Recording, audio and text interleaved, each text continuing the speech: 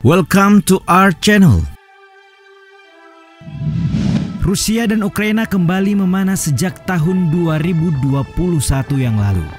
Terlebih, semua upaya diskusi untuk meredam ketegangan di antara keduanya berakhir buntu. Ya, Rusia akhirnya benar-benar menginvasi Ukraina dengan target fasilitas militer di wilayah timur negara itu. Serangan ini terjadi setelah Kremlin mengeluarkan perintah untuk operasi militer khusus di wilayah Donbas yang memisahkan diri dari Ukraina. Bahkan dalam sebuah pidato di stasiun televisi pemerintah Rusia, Presiden Vladimir Putin mengancam akan menindak negara lain yang akan ikut campur dalam konflik ini.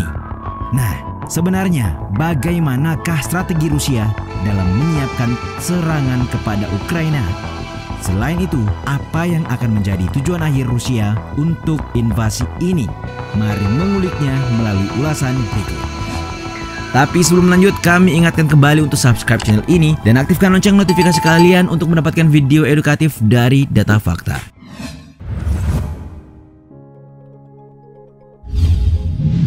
Sistem keamanan yang mapan adalah cita-cita setiap bangsa. Bedanya, Rusia sangat mengedepankan keamanan, namun mengesampingkan pertimbangan lainnya seperti sosial dan ekonomi.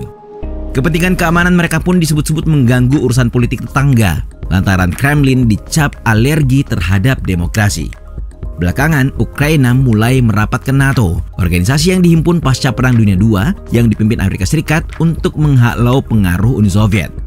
Makanya, aktivitas militer NATO di dekat perbatasan Rusia dianggap sebagai ancaman bagi keamanan nasionalnya, mengingat Rusia dan Ukraina pernah menjadi satu di bawah Uni Soviet. Menurut pemberitaan The Economist, kacaunya hubungan Rusia dan Amerika Serikat NATO akhir-akhir ini bukan disebabkan oleh agresi NATO, melainkan karena Rusia sulit menerima kenyataan negara-negara ex-Soviet ingin memilih jalan hidupnya sendiri.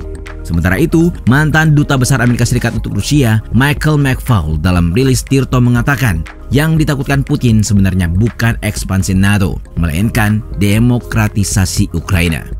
Seperti yang kalian ketahui, tidak lama setelah Blok Timur runtuh, beberapa negara Eropa Tengah dan Eropa Timur mulai merapat ke NATO. Padahal, mayoritas dari mereka sebelumnya tergabung dalam Pakta Warsawa yang merupakan aliansi militer saingan NATO.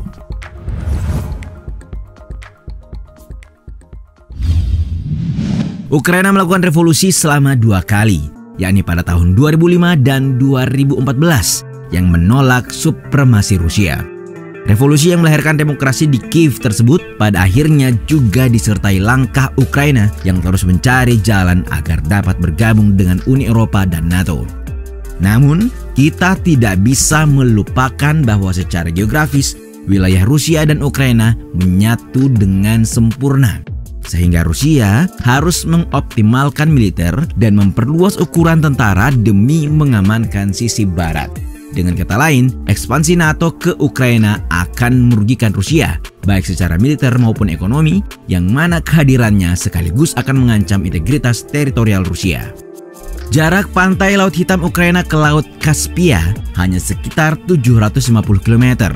Melalui sejumlah perkiraan, militer profesional dapat bergerak melintasi jarak itu dalam 1 atau 2 hari. Melihat dari sisi Ukraina, Amerika Serikat telah memberikan Ukraina sistem peluncur dan rudal Javelin sejak tahun 2019. Informasi tentang jumlah pastinya bervariasi, tetapi ratusan rudal kemungkinan telah dikirim ke Ukraina sejak tahun 2021. Pemerintah Amerika Serikat juga telah memberikan izin kepada negara-negara Baltik untuk mentransfer rudal Javelin dari persediaan mereka ke Ukraina. Sementara London baru-baru ini mengirim sekitar 2.000 rudal NLAW ke Ukraina. Di sisi lain, Ukraina juga telah mendirikan fasilitas berlisensi untuk memproduksi drone tempur Turki serta mengupayakan pengembangan program rudal sendiri. Hal ini dapat mengancam jantung Rusia sebagaimana Rusia juga mengancam jantung Ukraina dalam waktu 5 atau 10 tahun ke depan. Dengan pertimbangan tersebut, negara secara bertahap akan lebih siap untuk mempertahankan diri dan menyimpan senjata untuk menyerang ke wilayah Rusia. Jadi, semakin lama Rusia menunggu dan menunda invasi, maka semakin kuat pula Ukraina. Juga siapapun berhak menebak tentang bagaimana Rusia akan melanjutkan dengan bayang-bayang konsekuensi yang nyata, tentu saja jika invasi benar-benar dijalankan.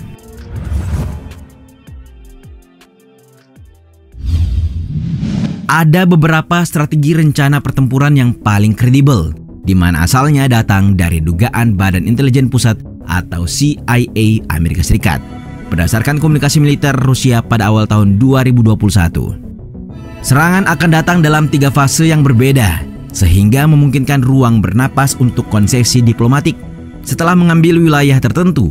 Dan jika negosiasi gagal, tentara Rusia dapat melanjutkan ke target berikutnya dan begitu pun seterusnya, sampai Kiev menegur dan tujuan politik Moskow terpenuhi. Sementara dari pantauan Amerika Serikat, pasukan Rusia disebut sudah mengepung Ukraina di 3 sisi.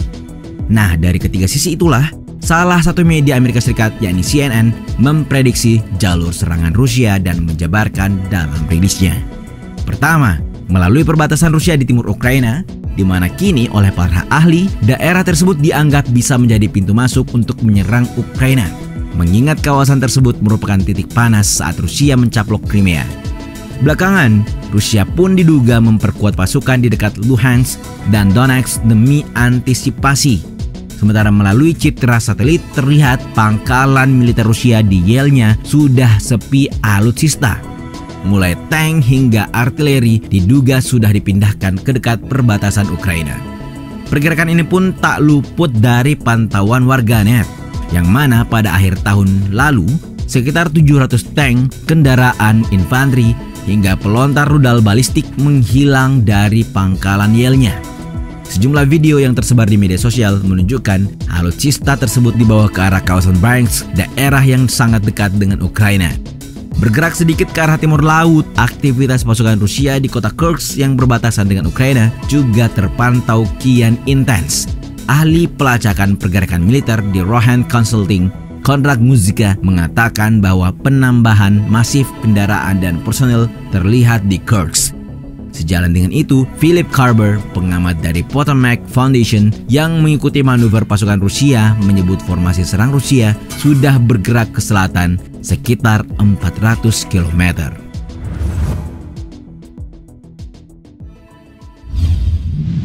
Kedua, Rusia juga sudah menyiagakan puluhan ribu pasukan di utara. Sebenarnya mereka berdalih bahwa ribuan pasukan di Belarus itu hanya mengikuti latihan militer gabungan hingga 20 Februari tahun ini. Namun, para pengamat di CSIS mengindikasi bahwa Rusia dapat menyerang langsung ke Ukraina dari Belarus dalam waktu dekat. Belum lagi, pengerahan pasukan di Belarus itu juga disebut-sebut sebagai yang terbesar sejak Perang Dingin. Sekjen NATO Jens Stoltenberg mengungkapkan kemungkinan jumlah alutsista yang diboyong Rusia, seperti 30.000 tentara tempur, pasukan operasi khusus Spetsnaz, jet-jet tempur termasuk Su-35, rudal kemampuan ganda Iskander, dan sistem pertahanan udara S-400.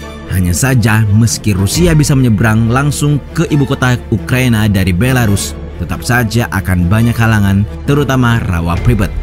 Ini adalah kawasan hutan belantara yang dikelilingi perairan, dan pada masa perang tahun 1941, pasukan Nazi dilaporkan gagal menembus Uni Soviet karena harus melewati daerah tersebut.